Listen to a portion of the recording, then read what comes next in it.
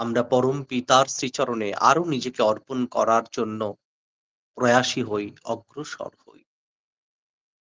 এটা সত্যি খুবই গুরুত্বপূর্ণ বিষয়। কারণ জীবন বৃদ্ধির পথ যিনি দিয়েছেন, সেই যুগপুরুষোত্তম পরম দয়াল, তাকে ব্যতীত জীবনে কখনোই ভালো থাকা যায় না।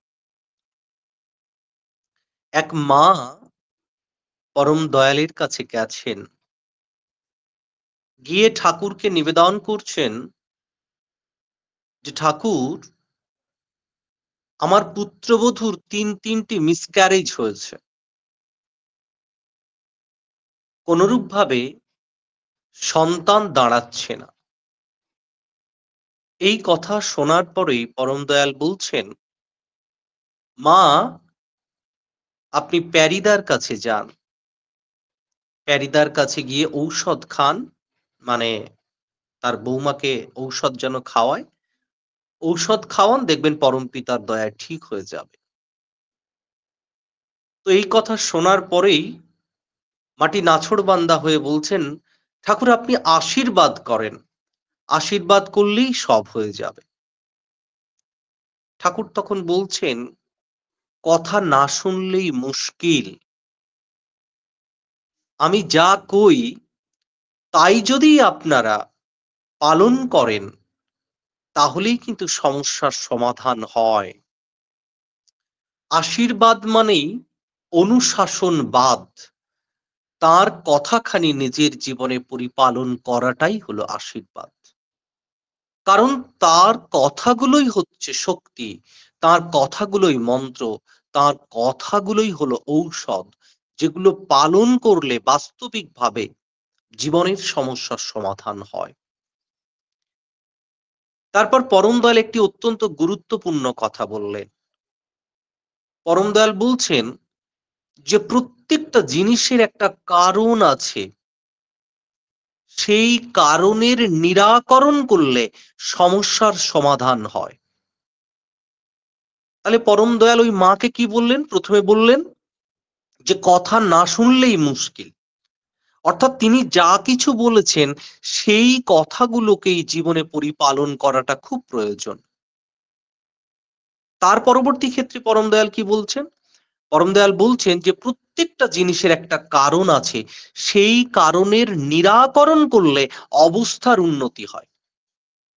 তাহলে দেখুন, যদি আমরা আজকের সৎসঙ্গীরা আমাদের নিজেদের জীবনে কোনো দুঃখ, কষ্ট, যন্ত্রণা, কোনো সমস্যাকে যদি উপলব্ধি করি, আগে সেই সমস্যাটাকে বোঝার চেষ্টা করতে হবে। অর্থাৎ ওই সমস্যাটার কারণটাকে উপলব্ধি করতে হবে, বোঝার চেষ্টা করতে হবে।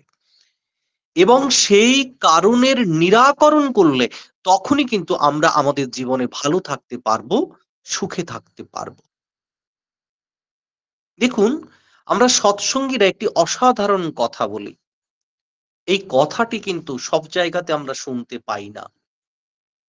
কথাটি হলো, জীবনের একটা ব্যাকরণ আছে। এই কথাটি যে কত গুরুত্বপূর্ণ, কত মর্মার্থ বহন করে এই কথাটি, এই কথাটিকে আমাদের খুব করে বোঝা লাগে। জীবনের ব্যাকরণ, ব্যাকরণ মানে কি? ব্যাকরণ মানে বিশেষ কিছু নীতিবিধান, বিশেষ কিছু নিয়ম, যে নিয়মের ভিতর দিয়ে আমরা কোনো একটা বিষয়কে জানতে পারি, কোনো একটা ভাষাকে আমরা উপলব্ধি করতে পারি। অর্থাৎ নির্দিষ্ট একটি নিয়ম, সেই নিয়মটাই কিন্তু এই ব্যাকরণের মধ্যে লিপিবদ্ধ আছে। জীবনেরও একটা ব্যাকরণ আছে। অর্থাৎ জীবনেরও একটা নিয়ম আছে। এই নিয়মটাই হলো জীবনের ব্যাকরণ। যেটা যুগে, যুগে ভগবান পৃথিবীতে আসেন আর মানুষকে বাঁচানোর জন্য সেই ব্যাকরণটা বা সেই নিয়মটা বা বিধানটা তিনি আমাদেরকে দিয়ে যান। ভগবান শ্রীকৃষ্ণ গীতাতে যে কথা বলছেন ৩য় অধ্যায়ের ১১তম শ্লোক, "দেবান ভাবয়তানেন তে দেবা ভাবয়ন্তু বঃ পরস্পরং ভাবয়ন্ত শ্রেয় পরম ব্যবসত।" অনেকবার আমি বিভিন্ন লিঙ্কে বা এই লিঙ্কেও আমি এই বাণীটা বারবার করে বলেছি। এর মধ্যে জীবনের একটা বিরাট ব্যাকরণ লুকিয়ে আছে। অর্জুন, তুমি যজ্ঞের ভিতর দিয়ে তুমি দেবতাদেরকে সন্তুষ্ট করো, আর দেবতাদেরকে সন্তুষ্ট করলে দেবতারাও তোমাদেরকে সন্তুষ্ট করবে এবং পারস্পরিক তোমরা সম্বর্ধিত হতে পারবে। এই যে পরস্পরং ভাবায়ন্ত কথাটা লেখা আছে, ভাবায়ন্ত শব্দের অর্থ হচ্ছে সম্বর্ধিত। এই সম্বর্ধিত জিনিসটা কি? দেখুন, সম্বর্ধিত কথাটা আমরা পরম পিতার কাছে এসে জানতে পারলাম। সম্বর্ধিত মানে সম্যক রূপে বর্ধন। আমি যজ্ঞের ভিতর দিয়ে যখন আমার ভগবানকে যখন সম্বর্ধিত করব, তখন তিনি আমাকে সম্বর্ধিত করবেন। জীবনের ব্যাকরণ হলো এটাই। জীবনের ব্যাকরণ হলো এটাই। পরম দয়ালের কাছে আমি মানে সপ্তাহে বলেছিলাম, আবার সেই কথাটা রিপিট করতে চাই। পরম দয়ালের কাছে এক যুবক গেছেন, তিনি তার নানাবিধ দুঃখ কষ্টের কথা নিবেদন করে বলছেন, ঠাকুর আপনি দয়া করেন যাতে আমি এই সমস্যা থেকে রক্ষা পাই। পরম দয়াল কি বলছেন? তুমি ইষ্ট কেন্দ্রিক চলনে চলো, ওই ইষ্ট কেন্দ্রিক চলনই তোমাকে দয়া করবে। দেখুন, এটাই কিন্তু জীবনের ব্যাকরণ, এটাই হলো জীবনের বিধি, এটাই হলো জীবনের নীতি। এই যে পরস্পরং ভবায়ন্ত, আমাকে ভগবানকে সম্বর্ধিত করতে হবে, ভগবানকে নিজের জীবনে প্রতিষ্ঠা করতে হবে, তখনই আমি আমার জীবনের সমস্যার সমাধান ঘটাতে পারবো। শ্রী শ্রী ঠাকুর শান্তি কথার ব্যাখ্যা দিয়েছেন। ঠাকুর বলছেন শান্তি কথাটি এসেছে সম ধাতু থেকে, যার অর্থ হলো উপশম। আর মানুষ যখন তার জীবনের সমস্যার সমাধান ঘটায়, তখনই একটা মানুষ তার জীবনে শান্তি লাভ করতে পারে। দেখুন, আমরা যারা আজকের এই লিঙ্কে রয়েছে, এমনকি আরো অনেক মানুষ আমরা আশেপাশে দেখি, যে মানুষগুলো নানাবিধ সমস্যায় জর্জরিত হয়ে থাকে। তাহলে এই সমস্যার মধ্যে জর্জরিত থাকা মানে কি? আমার শান্তির অভাব। শান্তি কথাটা এসেছে সম ধাতু থেকে, যার অর্থ হলো উপশম, অর্থাৎ সমস্যার উপশম বা নিরাকরণ করলে তখনই আমাদের শান্তি আসে। আর এই সমস্যার নিরাকরণ করতে গেলে আমাদেরকে ওই পরস্পরং ভাবায়ন্ত, অর্থাৎ ঈশ্বরকে সম্বর্ধিত করতে হবে।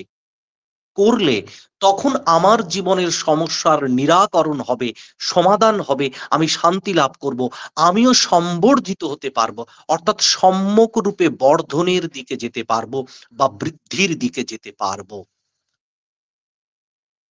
পরম দয়ালের প্রিয় ভক্ত প্যারিদা ঠাকুরকে বলছেন, ঠাকুর আমি যদি ৫টা টাকা সুরেন বিশ্বাস দাকে না দিয়ে, আমি যদি সুরেন বিশ্বাস দার জন্য আপনাকে দিই, অর্থাৎ সুরেন বিশ্বাস দা ৫টা টাকা প্যারিদার কাছে চাইলেন, সরাসরি প্যারিদা সুরেন বিশ্বাসকে দিলেন না, কিন্তু ওই সুরেন বিশ্বাসের হয়ে যখন ঠাকুর প্যারিদার কাছে চাইলেন, তখন ওই সুরেন বিশ্বাসের জন্য প্যারিদা ৫টা টাকা ঠাকুরের হাতে দিলেন। ঠাকুর এটাই তো বেশ ভালো। প্যারিদা তখন সদ্য সদ্য ঠাকুরের কাছে এসেছেন। প্যারিদা এমনতর প্রশ্ন করলে পরম দয়াল সেখানে বলছেন যে, তুমি যদি প্যারিদার সমস্যায় প্যারিকে যদি ৫টা টাকা না দিয়ে, আমি যখন প্যারির জন্য ওই ৫টা টাকা চাইলাম, যখন তুমি আমাকে দিলে, তখন বুঝতে হবে তুমি পরম পিতাকে ভালোবাসো না, তুমি তোমার বৃত্তি পোষণার্থে পরম পিতাকে ভালোবাসো। তার কারণটা কি? কারণটা হচ্ছে, আমি যখন প্যারিদা চাই সুরেন্দা চাইলো, সুরেন্দাকে যখন আমি ৫টা টাকা দিলাম, তখন সেটা সুরেন্দার সেবা দেওয়া হলো। কিন্তু ওই সুরেন বিশ্বাসদার জন্য যখন পরম পিতা চাইলেন, আর সেই ৫টা টাকা যখন আমি পরম পিতার হাতে দিলাম, আমি মনে মনে ভাবছি যে আমি ঠাকুরকে দিয়েছি, ওতেই আমার মঙ্গল হবে। ঠাকুর এখানে বলছেন যে তুমি পরম পিতাকে ভালোবাসো না, তুমি তোমার বৃত্তি পোষণার্থে পরম পিতাকে ব্যবহার করছো, অর্থাৎ মনের মধ্যে একটা আকাঙ্ক্ষা থেকে যাচ্ছে। এরপরে ঠাকুর কি দারুণ কথা বলছেন।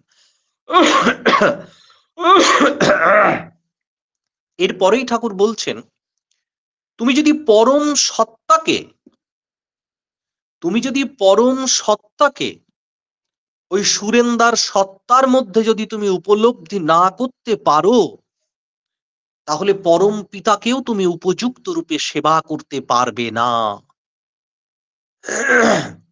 এই যে পরম পিতাকে বা পরম সত্তা, যিনি সর্বকারণের কারণ, তাকে যদি সুরেন বিশ্বাস তার মধ্যে যদি আমি উপলব্ধি করতে না পারি, তাহলে পরম পিতাকেও সেবা করা হয় না। এখানেই শ্রী শ্রী ঠাকুর বলছেন যে তুমি যখন সুরেন বিশ্বাসকে যখন কিছু তার সুবিধায় দেবে, তখন তুমি এটা মনে মনে ভাবতে পারো যে ভগবান সমস্ত জীবের মধ্যে, প্রাণীকুলের মধ্যে, সমস্ত কিছুর মধ্যে বিরাজমান। তাহলে সুরেন বিশ্বাস যখন অসুস্থ বা তার সমস্যার মধ্যে আছে, আর এই সুরেন বিশ্বাস সমস্যার মধ্যে আছে মানে পরম পিতার হৃদয়েও ব্যথা আছে, পরম পিতাও কষ্টে আছে। তাই তুমি সুরেন বিশ্বাসকে যখন তুমি দেবে, তখন কিন্তু সেটা ঈশ্বরেরও শ্রীচরণে নিবেদিত হয়, ঈশ্বর প্রীত প্রসন্ন হয়। কিন্তু সর্বাগ্রে মাথায় রাখতে হবে যে তুমি যা কিছু করবে, সবই কিন্তু তোমার ইষ্ট প্রীত্যর্থে করবে, ইষ্টকে নন্দিত করবার জন্য করবে।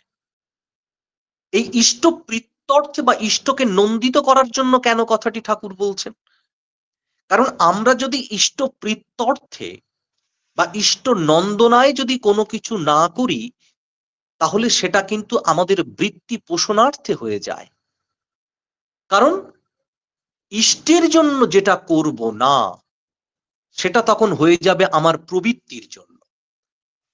ঠাকুরকে প্রশ্ন করা হয়েছিল যে ঠাকুর, যদি একজন মানুষ, তিনি যদি সমাজের অসহায় মানুষের জন্য যদি সাহায্য করেন, তার এটা তো শুভ কর্ম। মানুষের আপদে বিপদে যদি সাহায্য করে, তার তো শুভ কর্ম। তো সেই শুভ কর্মের ভিতর দিয়েও সে তো তার জীবনটাকে সুন্দর করতে পারে। তাহলে এখানে ইষ্টের প্রয়োজনটা কোথায়? এখানেই পরম দয়াল বলছেন যে তুমি যদি ইষ্টকে বাদ দিয়ে সমাজ কল্যাণমূলক বা সমাজ সেবামূলক যদি কোনো কর্ম করো, সেই সমাজ সেবামূলক কর্মের মধ্যেও একটা প্রবৃত্তি কিন্তু তোমার মধ্যে আসবে, প্রবৃত্তিও তোমার মধ্যে জাগরিত হতে পারে। কারণ কি?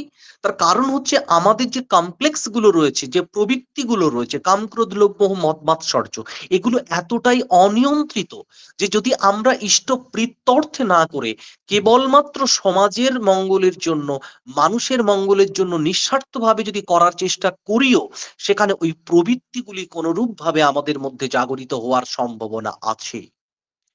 যখন ওই প্রবৃত্তিগুলি আমাদের মধ্যে জাগরিত হবে, তখন ওই প্রবৃত্তির জাগরণের কারণে আমাদের সত্তা বা অস্তিত্ব কিন্তু সেখানে ধ্বংসপ্রাপ্ত হওয়ার সম্ভাবনা থাকে।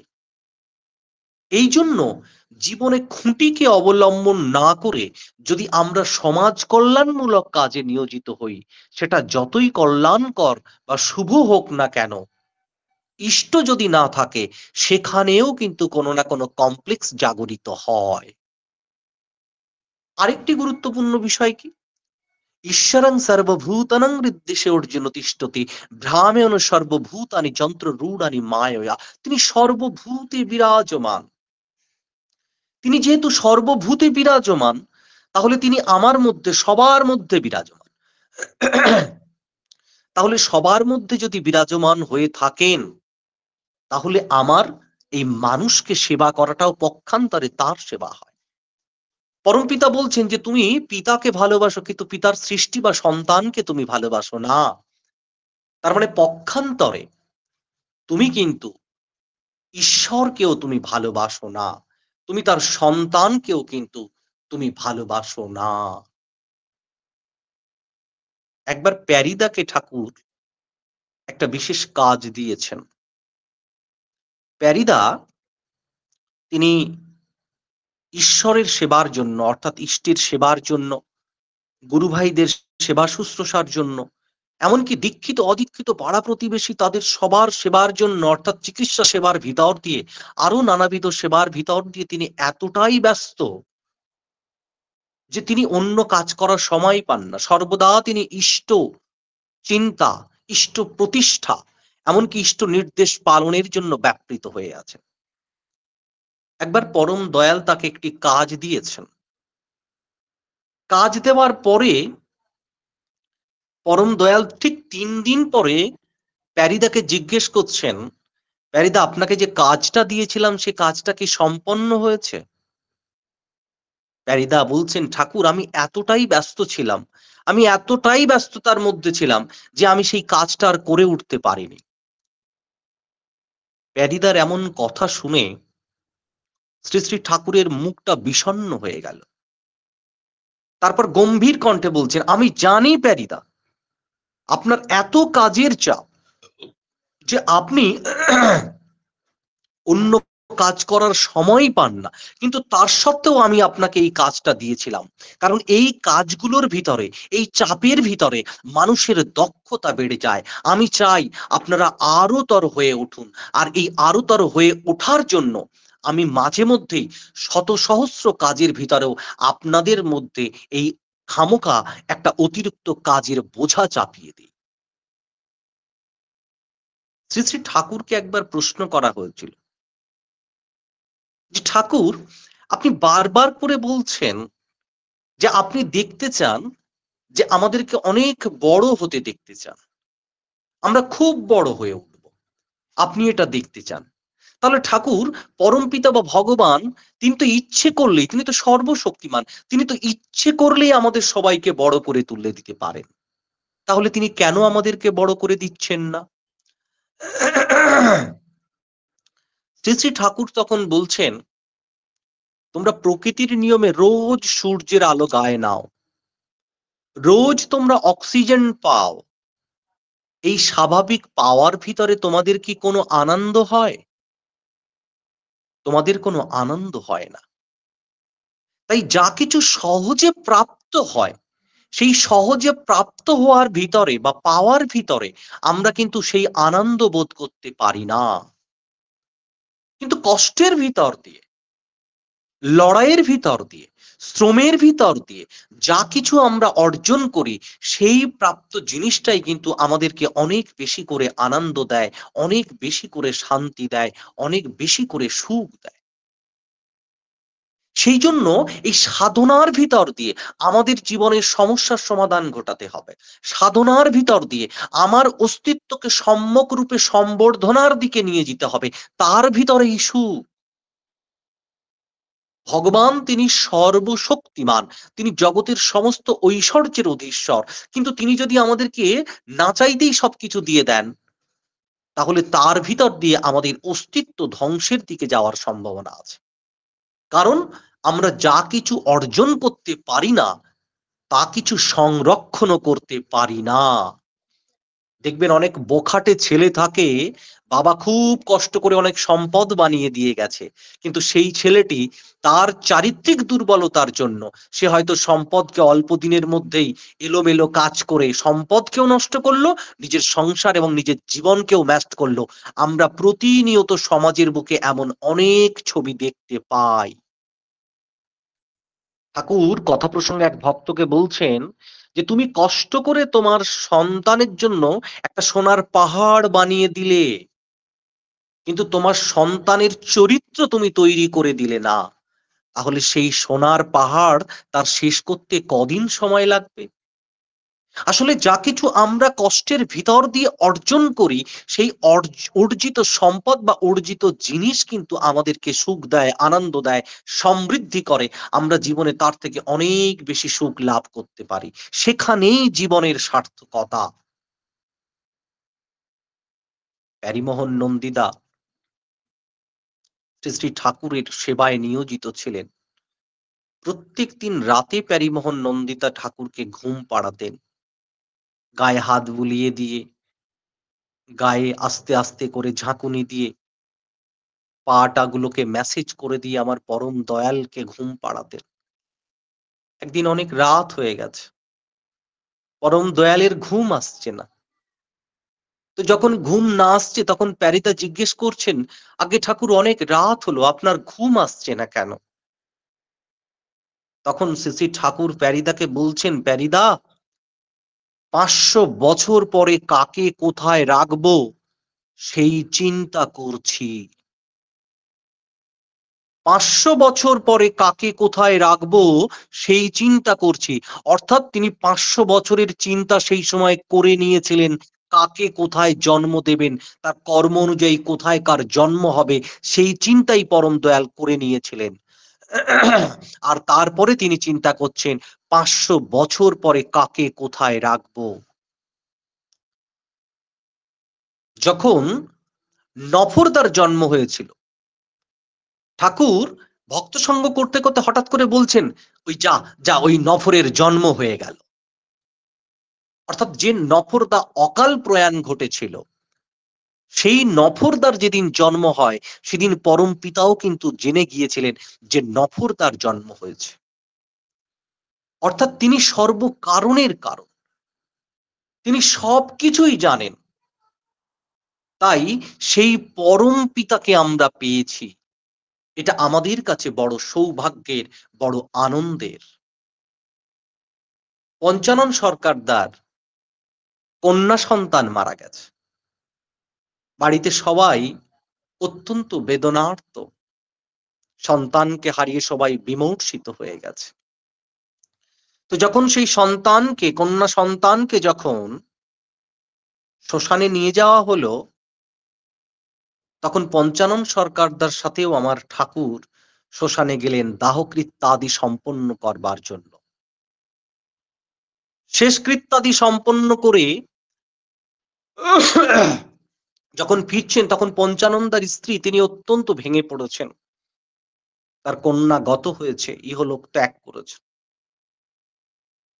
তারপরে ফিরে আসার পরেই এই পঞ্চানন্দার স্ত্রীর সাথে কথোপকথন হতে পঞ্চানন্দার স্ত্রী তিনি বলছেন যে আমাকে ঠাকুর এসে আমাকে বারবার করে সান্ত্বনা দিয়ে গেছে, আমার সাথে অনেকক্ষণ ধরে কথা বলছে, আমাকে সান্ত্বনা দিয়ে গেছে ঠাকুর।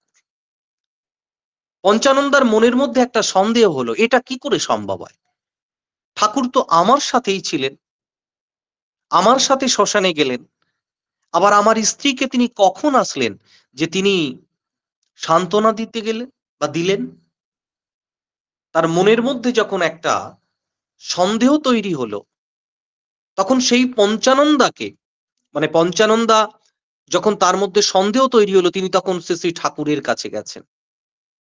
ঠাকুরের কাছে গিয়ে দেখছেন যে পঞ্চানন্দা তখন মানে ঠাকুর তখন অসুস্থ, মাতা মনমোহিনীর কোলে তিনি শায়িত অবস্থায় আছেন। যখন তিনি সেখানে গেলেন, সেখানে গিয়ে যখন ঠাকুরের কাছে এই কথা জিজ্ঞেস করলেন, তখন মাতা মনমোহিনী দেবী বলছেন, কেন, অনুকূল তো আমার কাছেই আছে, সে তো অসুস্থ। তখন শ্রী ঠাকুর পঞ্চানন্দাকে বলছেন, শোনেন পঞ্চানন্দা, আপনার সাথে আমি শ্মশানে গিয়েছিলাম এটাও সত্যি, আপনার স্ত্রীকে সান্ত্বনা দিয়েছি এটাও সত্যি, আর আমি অসুস্থ হয়ে মায়ের কাছে আছি এটাও সত্যি। কেন সত্যি? কারণ তিনি সর্বভূতে বিরাজমান, সমস্ত জায়গাতে তিনি বিরাজমান। তিনি ইচ্ছে করলেই অনন্ত কোটি দেহ ধারণ করতে পারেন, তার মধ্যে এই শক্তি বিরাজমান। আর তিনি জগতের ঈশ্বর, তিনি জগতের নাথ। তাই তিনি পঞ্চানন্দার সাথেও ছিলেন, তার স্ত্রীর সাথেও ছিলেন, আবার মায়ের কাছেও তিনি ছিলেন। এই জন্য আমরা হলাম সেই ভাগ্যবান, যে ভাগ্যবান আজ পরম পিতাকে ধরে এক জীবনের উন্নতির পথে, অর্থাৎ সম্যক রূপে বর্ধনার পথে আমরা এগিয়ে চলেছি। তাই মনের ভিতরে বিশ্বাসটাকে অটুট রাখতে হবে, আর বিশ্বাসটাকে অটুট রেখে তার পথেই আমাদেরকে চলতে হবে, তার বিধানটাকে আমাদেরকে মানতে হবে। কিশোরীদার সংসারে তখন খুব অভাব, কিশোরীদার সংসারে এত অভাব যে সংসার চলছে না। কিশোরীদাও খুব চিন্তিত হয়ে আছেন যে কি করব, সংসার তো চলছে না। তো এমন সময় হঠাৎ করে দেখেন পরমপিতা এসেছেন, ঠাকুর এসেছেন, এসে কিশোরীদাকে বলছেন, কিশোরীদাকে বলছেন, কিশোরীদা আমাকে একটু মালপোয়া খাওয়াতে পারেন? কিশোরীদা বলছেন, আগে ঠাকুর আমার কাছে তো কোনো পয়সাই নেই, আমি আপনাকে মালপোয়া খাওয়াবো কি করে, কয়েকদিন তো আমার সংসারই চলেনি। ঠাকুর তখন হেসে বলছেন, কিশোরীদা আপনার হাতে ওই যে সোনার আংটিটা আছে, ওই আংটিটাকে একটু বন্ধক দিয়ে আমাকে একটু মালপোয়া খাওয়ালে হয় না? এখন পরম পিতা যেহেতু বলেছেন, তো তিনি বলছেন, আগে ঠাকুর ঠিক আছে। তিনি রাজি হয়ে গেলেন। কিন্তু মনে, মনে চিন্তা করছেন যে আমি আংটিটাকে যে বন্ধক দেব, কিন্তু মালপোয়া পাবো কোথায়? এখানে তো আশেপাশে কোথাও মালপোয়া পাওয়া যায় না। তারপর হঠাৎ তার মাথায় কি আসলো, তিনি ভাবছেন যে আমি একটু পাবনার ওই স্টিমার ঘাটের দিকে যাই। গিয়ে দেখি যে ওখানে মালপোয়া বা তৈরি হচ্ছে কিনা বা বিক্রি হচ্ছে কিনা। তিনি গেলেন। সেখানে গিয়ে দেখছেন যে কোনদিন যা হয়নি, সেই দিন সেটা হলো। একজন ব্যক্তি তিনি সদ্য, সদ্য সুন্দর মালপোয়া তৈরি করছেন। কিশোরীদা হাতের সোনার আংটিটাকে তিনি সেখানে রাখলেন, বন্ধকি রাখলেন। রেখে পরম পিতার জন্য তিনি মালপোয়া কিনলেন। আধ সের মানে হাফ কিলো। তখন কিন্তু এই কেজি শব্দটা ব্যবহার করা হতো না। সের শব্দে ব্যবহার করা হতো। তো হাফ কেজি মালপোয়া এনে পরম পিতাকে দিয়েছেন। পরম পিতা অত্যন্ত প্রীত প্রসন্ন হয়ে তিনি সেবা করেছেন, গ্রহণ করেছেন। গ্রহণ করার পরে তিনি চলে গেছেন। কিশোরীদাও ডাক্তার ছিলেন। কিশোরীদাও পরম পিতাকে সেবা দিয়ে তিনিও পাড়ায় তার চিকিৎসা কাজের জন্য, চিকিৎসা সেবার জন্য তিনি বেরিয়ে গেছেন। সেদিন তার অনাদায়ী কিছু অর্থ এবং চিকিৎসা করে তিনি প্রায় ৭০টি টাকা সেদিন উপার্জন করেছিলেন। ভাবছো বসে চলবে কিসে, ভাববার তুমি কে? ভাবার যিনি ভাবছেন তিনি, তুমি ভাবো তাকে। যদি পেতে চাস তো দিতে থাকিস, যে অবস্থায় যেমন পারিস। অভাব যখন মারবে ছোঁ, যা জোটে তাই দিস, পাবি জো। ইষ্টে চেতন ব্যক্তিত্বটা মন্ত্রে চেতন মন, ইষ্টভৃতে দীক্ষা চেতন, সেবায় চেতন ধন। শেষ লাইনটা, সেবায় চেতন ধন। এই সেবার ভিতর দিয়ে আমাদের এই সমস্যার সমাধান হয়। শ্রী শ্রী ঠাকুর এই দরিদ্রতাটাকে ব্যাধি বলেছেন। তিনি বলেছেন দারিদ্র ব্যাধি। এই দারিদ্র ব্যাধিকে দূরীকরণ করতে গেলে ওই সেবার ভিতর দিয়ে তাকে করতে হবে। যেটা ভগবান শ্রীকৃষ্ণ গীতাতে কি বলছেন, ওই দেবান ভাবায় তানেনত দেবা ভাবায়ন্তু বহ, পরস্পরং ভাবায়ন্ত শ্রেয় পরম ব্যবসত। এই যে যজ্ঞের ভিতর দিয়ে তুমি তাকে সন্তুষ্ট করো। এই যজ্ঞ মানে কি? যজ্ঞ মানে সেবা সম্বর্ধনা। যজ্ঞ মানে সেবা, যজ্ঞ মানে দান, যজ্ঞ মানে পূজা। তাহলে এই যজ্ঞের ভিতর দিয়ে, অর্থাৎ সেবার ভিতর দিয়ে আমি যখন পরম পিতাকে সন্তুষ্ট করব, তখনই তিনি প্রীত প্রসন্ন হয়ে আমার সমস্যার সমাধান করবেন। তাহলে এই সেবার জায়গাটা যদি না আসে, তাহলে কিন্তু আমরা আমাদের সমস্যার সমাধান করতে পারবো না। আর এই সেবার জায়গাতে কিন্তু কতগুলো ফ্যাক্টর খুব মনে রাখতে হবে। একটা হচ্ছে ইষ্ট সেবা এবং ইষ্ট কেন্দ্রিক হয়ে পারিপার্শ্বিকের সেবা। এই পারিপার্শ্বিকের সেবা যদি আমরা না দেই, তাহলে কিন্তু ইষ্ট সেবা প্রকৃত হয় না। শ্রী শ্রী ঠাকুর বলছেন ইষ্ট কেন্দ্রিকতার প্রকৃত লক্ষণ কি জানিস? পারিপার্শ্বিকের সেবা করবার জন্য একটা ম্যাডেনিং আর্জ, একটা পাগল করা আকুতি। আমি ইষ্টকে খুব ভালোবাসি, কিন্তু আমার পারিপার্শ্বিকের সেবার জন্য আমার কিছু করতে ইচ্ছে করে না। এ সেবা ইষ্ট সেবা নয়। এটাকে ইষ্টকে অবলম্বন করে আমার প্রবৃত্তির সেবা। শ্রী শ্রী ঠাকুর বলছেন, তোমার মনের গভীরে এমন কোন আকাঙ্ক্ষা লুকিয়ে আছে, এমন কোন ব্যক্তিগত চাহিদা লুকিয়ে আছে, যে চাহিদার জন্য তুমি তোমার ইষ্টকে ভালোবাসছো। এটা প্রকৃত ভালোবাসা নয়। প্রকৃত ভালোবাসা হলো নিঃস্বার্থভাবে তাকে প্রীত প্রসন্ন করতে হবে, এবং তার সাথে সাথে তার সৃষ্টি, তার সন্তান, সেটা একটা গাছ হতে পারে, একটা গরু বাছুর হতে পারে, একটা অসহায় মানুষ হতে পারে, একটা পিপীলিকা হতে পারে। এই তাদেরকেও পর্যন্ত সেবা দিতে হবে। এই জন্যই শ্রী শ্রী ঠাকুর বারবার করে পঞ্চ মহাযজ্ঞের কথা বলেছেন। এই নিত্য পঞ্চ মহাযজ্ঞ আমাদের করার বিধান শাস্ত্রে ছিল, যেটা আমরা ভুলে গেছি। আজ সেটা বারবার করে পরমপিতা বলছেন, এই পঞ্চ মহাযজ্ঞ আমাদেরকে করতে হবে। তাহলে দেখুন, আজকের কিশোরী মোহনদা যে আজকের এই ৭০টি টাকা উপার্জন করলেন, সেই ৭০টি টাকা উপার্জনের পথ কিন্তু তৈরি করলেন কিভাবে? তিনি ওই ইষ্টকে সেবা দিয়ে, ঠাকুরকে সেবা দিয়ে। আজকে তিনি তার সোনার আংটিটাকে বন্ধক দিয়ে ঠাকুরের জন্য আতসের মালপোয়া এনে যদি না খাওয়াতেন, তাহলে তার ওই যে কয়েকদিন ধরে তার পরিবার যে নানাবিধ সমস্যা, এমনকি খাওয়া হচ্ছিল না, একটা চরম অর্থনৈতিক পরিকাঠামো মানে দুর্বিষহ অবস্থায় যে দাঁড়িয়েছিল, সেই জায়গাটা থেকে কিন্তু বেরিয়ে আসতে পারত না যদি ইষ্টকে সেবা না দিত। যদি পেতে চাস তো দিতে থাকিস, যে অবস্থায় যেমন পারিস। অভাব যখন মারবে ছোঁ, যা জোটে তাই দিস পাবি জো। এইটাই হলো জীবনের ব্যাকরণ। এই জীবনের ব্যাকরণটাকে যদি আমি না জানি, তাহলে জীবনটা সুন্দর করব কোথা থেকে? এই জীবনের ব্যাকরণটাকে শুধু জানলে হবে না, তাকে আমার চরিত্রে, আমার জীবনে, আমার দৈনন্দিন জীবনে, এই কথাটিও খুব গুরুত্বপূর্ণ। আমার দৈনন্দিন জীবনে তাকে প্রতীয়মান করতে হবে, ফুটিয়ে তুলতে হবে। এই দৈনন্দিন জীবনে যদি তাকে আমি ফুটিয়ে তুলতে না পারি, তাহলে আমার জীবনের ব্যাকরণটা যেটা, অর্থাৎ যে ব্যাকরণের উপরে দাঁড়িয়ে, যে সূত্রের উপরে দাঁড়িয়ে আমার সত্তার সম্যক বর্ধন হবে, সেইটা কিন্তু আর ঘটবে না। জানলে অনেক, মানলে না, ঠকলে কত বুঝলে না। আমি অনেক জানলাম, আমি সৎসঙ্গে অনেক কথা বলছি, বাট আমি যে কথাগুলো আজকের আমি আলোচনা করছি, এই আলোচনাগুলো আমি আমার নিজের জীবনে ফুটিয়ে তোলার চেষ্টা করিনি। তার মানে আমি নিজেকে নিজেই বঞ্চিত করলাম। পাওয়াটা আমার তমসাচ্ছন্ন থেকে যাবে।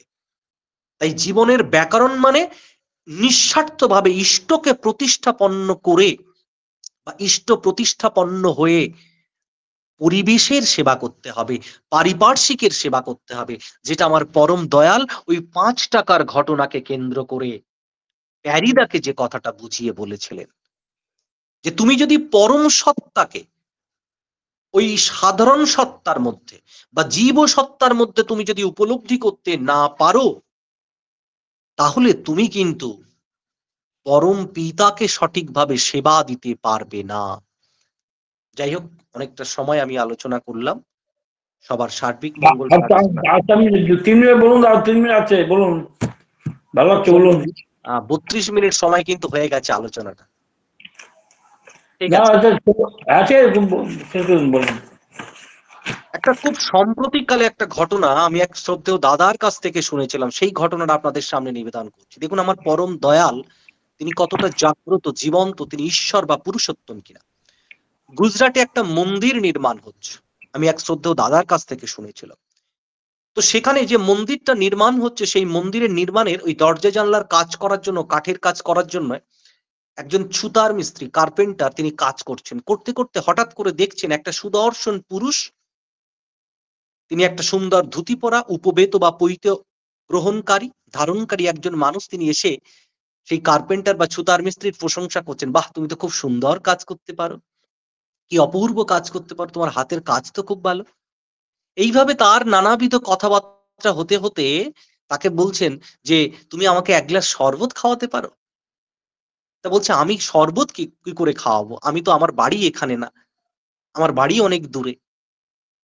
তারপরে ওই কার্পেন্টার সে ওই যে সুদর্শন পুরুষ তাকে বসতেও একটা জায়গা দিয়েছে, তিনি চেয়ারে বসেওছেন, গল্প করছেন। তারপরে তার ওই সেই মহিমামণ্ডিত রূপ, অপরূপ রূপ, দিব্য কান্তিময় রূপ দেখে ওই কার্পেন্টার তিনি অভিভূত হয়ে গিয়ে বলছেন, ঠিক আছে আপনি অপেক্ষা করুন, আপনার জন্য এক গ্লাস শরবত নিয়ে আসছি। বলে দূর থেকে এক গ্লাস শরবত এনে খাওয়ালেন। খাওয়ানোর পরে সেই সুদর্শন পুরুষ চলে গেলেন। কয়েকদিন পরে ওই মন্দিরের কর্মীরা সেই কার্পেন্টারকে, ছুতার মিস্ত্রিকে বলছেন যে চলো পাশে এক জায়গায় সৎসঙ্গ হবে, সৎসঙ্গে যাই। বলে সৎসঙ্গে তাকে নিয়ে গেল, নিয়ে গিয়ে সেখানে সৎসঙ্গে খুব আনন্দ করলো। আনন্দ করার পরে সেই মানে সেই কার্পেন্টার সেখানে বসে বসে চিন্তা করছে যে আমি যাকে শরবত খাইয়েছিলাম, যে এক সুদর্শন ব্যক্তি, তার গলায় উপবেত রয়েছে, পৈতে আছে, ধুতি পরা, তিনি তো এই ব্যক্তি, আর এনার গলায় মালা কেন? তিনি খুব অবাক হয়ে গেলেন, কিন্তু কাউকে কিছু বলতে পারছেন না, কারণ তিনি তো অদীক্ষিত। তারপরে সেখান থেকে তিনি চলে আসার পর গুরু ভাইদের সঙ্গে যখন আলোচনা করলেন, তখন সেই গুরু ভাইরা বললেন, ইনি হচ্ছেন আমাদের সেই ঠাকুর, আর এনার জন্য এই মন্দির নির্মাণ হচ্ছে। এই ঘটনাটি আচার্যদেবের কাছে নিবেদন করা হয়েছে। আচার্যদেব তখন বলছেন যে চেয়ারে ঠাকুরকে বসতে দেওয়া হয়েছিল, বা ওই কার্পেন্টার চেয়ারে বসতে দিয়েছিল, চেয়ারটাকে আলাদা করে সযত্নে গুছিয়ে রাখো, এবং যে গ্লাসে ঠাকুরকে শরবত খেতে দেওয়া হয়েছিল সেই গ্লাসটাকেও সযত্নে গুছিয়ে রাখা হোক। আর কার্পেন্টার ওই ছুতার মিস্ত্রিকে দেওঘরে স্বয়ং আচার্যদেব তিনি নির্দেশ করেছেন, দেওঘরে তাকে যাওয়ার জন্য নির্দেশ করেছেন। তিনি খুব শীঘ্রই হয়তো দেওঘরে যাবেন। এটা খুব সম্প্রতিকালে গুজরাটের একটা মন্দিরের এই ঘটনাটি ঘটে গেছে। তাহলে দেখুন, কোন ভাগ্যবান এখনো পর্যন্ত তাকে দেখতে পাচ্ছেন। এই হচ্ছে পরমপিতার অসীম কৃপা। তিনি প্রতিনিয়ত আমাদের অন্তরে তিনি আছেন, তিনি বুঝিয়ে দিচ্ছেন আমি আছি। আবার তিনি এমন ভাবে তার লীলা মাহাত্ম্যের মধ্যে দিয়ে তিনি আমাদের কাছে তিনি বারবার জানান দিচ্ছেন, আমি আছি, আমি আছি, আমি আছি, আমি থাকবো তোমাদের সাথে। সুতরাং ভয় নেই, আমাদের কোনো চিন্তা নেই। সতুদাকে বলেছিলেন না আমার পরম দয়াল, সতুদাকে বলেছিলেন, I have come not to destroy, I have come to fulfil. আমি এসেছি ধ্বংস করতে নয়, আমি এসেছি ফুলফিল করতে। তিনি যে ফুলফিলার অব দ্য বেস্ট, তিনি সম্পূর্ণ পরিপূরণকারী। তিনি বারবার সে কথা আমাদেরকে জানান দিয়ে যাচ্ছেন। সবাইকে জয়, সবাই ভালো থাকুন।